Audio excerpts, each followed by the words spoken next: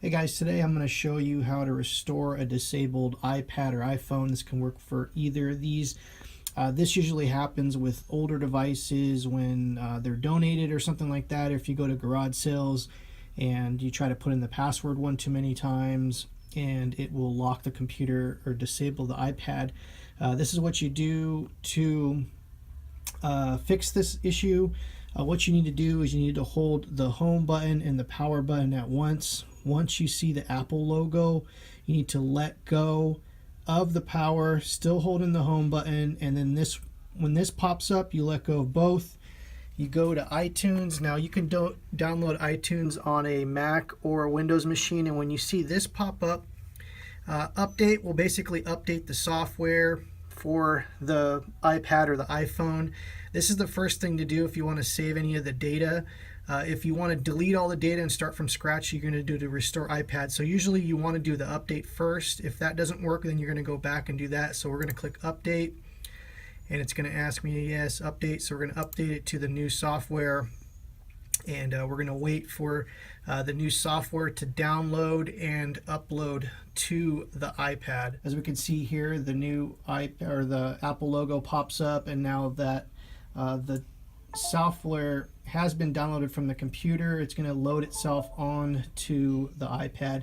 As we can see, we're going to have to wait for this bar to get all the way to 100% for the updated software to be programmed into the older iPad or iPhone.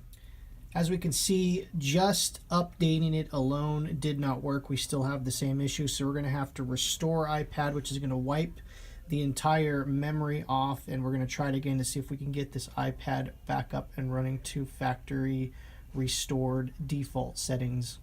So on this time, we're going to not do the update because that didn't work, so we're going to go to restore iPad, and this should work. We're going to restore and update. Just remember, this is going to erase everything on your iPad. So if you really want your information, definitely go and search another way to download your information. But if you just wanted to restore an iPad to factory settings, you're going to go restore and update.